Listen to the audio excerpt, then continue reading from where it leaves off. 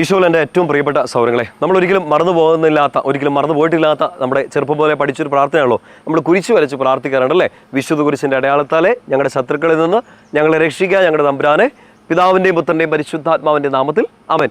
നമ്മൾ ചിലപ്പോൾ വലിയ പ്രാർത്ഥനകളൊന്നും ഇല്ലെങ്കിലും നമ്മൾ ഒരിക്കലും മറന്നു പോകാൻ പാടില്ലാത്തതും മറന്നു പോയിട്ടില്ലാത്തതുമായ ഒരു പ്രാർത്ഥനയാണിത്. ചെറുപ്പം പോലെ ഒരുപക്ഷെ നമ്മുടെ അപ്പച്ചനും അമ്മച്ചും ഒക്കെ നമ്മളെ മടിയിലിരുത്ത് പഠിപ്പിച്ചു തന്ന ആദ്യത്തെ പ്രാർത്ഥനകളൊന്നാണിത്. കുരിശ് വരച്ച് എഴുന്നേക്കണം എന്നൊക്കെ നമ്മളോട് പറയും. പോയി കിടക്കാൻ നേരത്ത് കുരിശ് വരച്ചിട്ട് പോവുള്ളൂ, പുറത്തോട്ട് ഇറങ്ങുമ്പോൾ കുരിശ് വരച്ചുകൊണ്ട് പോകണം.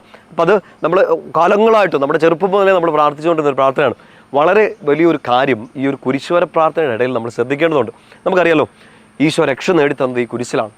കുരിശാണ് രക്ഷ, കുരിശിലാണ് രക്ഷ, കുരിശയെ നമിച്ചിടുന്നു എന്നൊക്കെ നമ്മൾ പ്രാർത്ഥിക്കാറുണ്ട്. കുരിശിൻ്റെ വഴിയുടെ പ്രാർത്ഥനയുടെ ഓരോ സ്ഥലങ്ങളിൽ ചെല്ലുമ്പോഴത്തേനും നമ്മളിങ്ങനെ പ്രാർത്ഥിക്കാറില്ലേ, ഈശോയെ ഞങ്ങളങ്ങ് കുമ്പിട്ട് ആരാധിക്കുന്നു.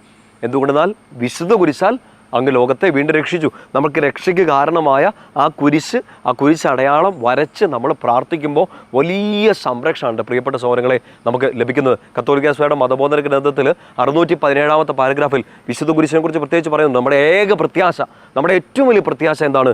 ഈശോ രക്ഷ സാധിച്ചെന്ന ഈ കുരിശാണ്. ആ കുരിശടയാളം വരച്ച് പ്രാർത്ഥിക്കണം. ചിലപ്പോൾ നമ്മൾ ഈ ഒത്തിരി പ്രാർത്ഥനകളൊക്കെ പഠിച്ചതുകൊണ്ടും ഒത്തിരി രീതിയിൽ പ്രാർത്ഥിക്കാൻ അറിയാവുന്നതുകൊണ്ടും ഈ വലിയ ശക്തിയുള്ള ഈ വലിയ സംരക്ഷണ പ്രാർത്ഥന ചിലപ്പോൾ ബൈപ്പാസ് ചെയ്ത് പോകാറുണ്ട്, ചിലപ്പോൾ മറന്നു പോകാറുണ്ട്, ചിലപ്പോൾ ശ്രദ്ധയില്ലാതെ ഒരു 2 വര എന്നൊക്കെ രീതിയിൽ പെട്ടെന്ന് അങ്ങ് മറന്നു പോകുന്നുണ്ട്. ഒരിക്കലും മറന്നു പോകരുത് കേട്ടോ, ഒരിക്കലും മിസ് ചെയ്യരുത്.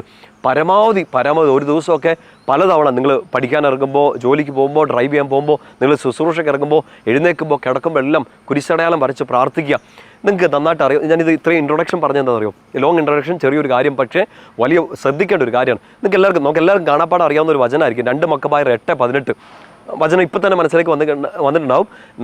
നമുക്ക് നേരെ വരുന്ന നമ്മുടെ ചുറ്റുമുള്ള എല്ലാ ശത്രുക്കളെയും, ലോകം മുഴുവനെയും തന്നെയും അങ്കുലി ചലനം കൊണ്ട് തറപറ്റിക്കാൻ കഴിയുന്ന ആരിൽ? സർവശക്തനായ ദൈവത്തിലാണ് നമ്മുടെ പ്രത്യാശ. ഈ വചനം നമുക്ക് കൃത്യമായിട്ട് അറിയാം. ലോകം മുഴുവൻ നമുക്കെതിരെ നിന്നാലും, ശത്രുക്കൾ മുഴുവൻ നമുക്കെതിരെ നിന്നാലും നമുക്കൊരു പ്രത്യാശയുണ്ട്, സർവശക്തനായ ദൈവം. ആ സർവശക്തനായ ദൈവത്തിൻ്റെ രക്ഷയും ശക്തിയും എങ്ങനെ വരുന്നു എന്ന വചനം നമ്മുടെ ഉള്ളിലൊരു സീക്രട്ട് തരുന്നുണ്ട്. എന്ത്? അങ്കുലി ചലനം.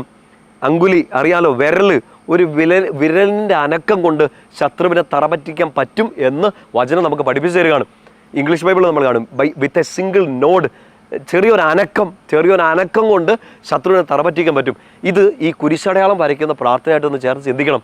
നമ്മൾ കുരിശടയാളം വരച്ച് പ്രാർത്ഥിക്കുമ്പോഴല്ലോ, ഈ വിരൽ വെച്ചല്ലേ പ്രാർത്ഥിക്കും. നമ്മൾ പിതാവിനും പുത്രനും തീർച്ചയായിട്ടും വെക്കുന്നുണ്ട്. നമ്മുടെ കരങ്ങൾ മുഴുവൻ ഉയർത്തി കുരിശ് വരച്ച് പ്രാർത്ഥിക്കുമ്പോൾ നമ്മൾ വിരലിങ്ങനെ പിടിച്ചിട്ടാണ് പ്രാർത്ഥിക്കുന്നത്.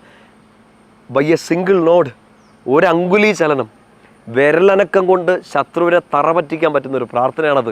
അതുകൊണ്ടാണ് വിശുദ്ധ കുരിശിൻ്റെ അടയാളത്താലെ എന്ന് പറഞ്ഞ് ഈശോയുടെ പേര് പറയുന്നതിന് മുമ്പ് തന്നെ ഈ ശത്രുവിനൊരു സൂചന തരുന്നത്. വിശുദ്ധ കുരിശിൻ്റെ അടയാളത്താലെ ഞങ്ങളുടെ ശത്രുക്കളിൽ നിന്ന്, ആ ശത്രുവിൽ നിന്ന് നമുക്ക് രക്ഷ നേടാനും ആ ശത്രുവിനെ തോൽപ്പിച്ചോടിക്കാനും ഒരു വിരൽ മതിയെന്ന്. സർവശക്തൻ്റെ വിരലാണ് നമ്മുടെ കയ്യിലോട്ട് നിന്ന്. കുരിശടയാളം വരയ്ക്കുമ്പോൾ ഈ കുഞ്ഞു വിരൽ സർവശക്തൻ്റെ ആയുധമായിട്ട് മാറാണ്. നമ്മൾ ആ വിരലിനെ കുരിശടയാളമാക്കി മാറ്റുകയാണ്. ആ കുരിശടയാളം വരച്ച് പ്രാർത്ഥിക്കുമ്പോൾ അതെൻ്റെ ശിരസിലായാലും, എൻ്റെ ശരീരത്തിലായാലും, എൻ്റെ ചിന്തകളിലായാലും, എൻ്റെ ഏത് പ്രവൃത്തികളിലായാലും, ഈ ശത്രു എൻ്റെ മുമ്പിൽ നിന്നാലും ഉള്ളിൽ കയറിയാലും ചുറ്റും നിന്ന് ആക്രമിക്കാൻ ശ്രമിച്ചാലും ആ ശത്രുവിനെ ഒരു അങ്കുലി ചലനം കൊണ്ട് എനിക്ക്, ദൈവത്തിൻ്റെ പൈതലിന്, നമുക്ക് ഓരോരുത്തർക്കും തറപറ്റിക്കാൻ പറ്റും. 2 മക്കബായർ 8:18 വചനം ഇനി പ്രാർത്ഥിക്കുമ്പോൾ ഒന്ന് കുരിശടയാളം കൂടെ വരച്ച് പ്രാർത്ഥിക്കണം. ഇനി ഈ വചനം കേട്ട് കഴിഞ്ഞ ഉടനെ ഉണ്ടല്ലോ 2 കാര്യങ്ങൾ ചെയ്യുക. ഒന്ന്, 2 മക്കബായർ 8:18 ഒത്തിരി പേർ കാണാപ്പാടാൻ അറിയായിരിക്കും. ആ വചനം ഒരു 2-3 തവണ ഒന്ന് ആവർത്തിച്ച് പ്രാർത്ഥിക്കുക. നന്നായിട്ട് സമയമെടുത്ത് കുരിശ് വരച്ചൊന്ന് പ്രാർത്ഥിക്കുക.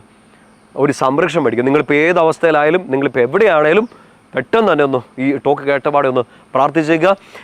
ഈ ഒരു പ്രാർത്ഥന രീതി നമുക്ക് എല്ലാവർക്കും അറിയാം. ആരെങ്കിലുമൊക്കെ കുരിശടയാളം വരയ്ക്കുന്ന പ്രാർത്ഥനകളൊക്കെ മറന്നു പോയിട്ടുണ്ടായില്ലെങ്കിൽ, ബൈപ്പാസ് ചെയ്ത് പോയിട്ടുണ്ടാവും. ആരെങ്കിലുമൊക്കെ മറന്നിട്ടുണ്ടെങ്കിൽ അവർക്കിതൊരു സുവിശേഷമായിട്ട് മാറണം.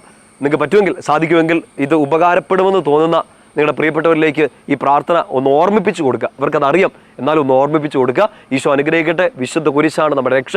ആ കുരിശിലാണ് നമ്മൾ പ്രത്യാശ അർപ്പിച്ചിരിക്കുന്നത്. ഈശോയുടെ രക്ഷയിൽ പ്രത്യാശ അർപ്പിച്ച ആരും നിരാശരായി പോകുന്നില്ല. ഈശോ മിശിഹായെ, ഞങ്ങൾ ഒന്ന് ചേർന്ന് ഈ ശുശ്രൂഷയിൽ പങ്കെടുക്കുന്ന ഞങ്ങളെല്ലാവരും ഒന്ന് ചേർന്ന് അങ്ങേ ആരാധിക്കുന്നു. എന്തുകൊണ്ടെന്നാൽ വിശുദ്ധ കുരിശാൽ അങ്ങ് എന്നെ, ലോകത്തെ, ഈശോയെ, അങ്ങയുടെ പ്രിയപ്പെട്ട മക്കളെ എല്ലാം രക്ഷിച്ചു. പിതാവിൻ്റെയും പുത്രൻ്റെയും പരിശുദ്ധാത്മാവിൻ്റെയും നാമത്തിൽ ആമേൻ.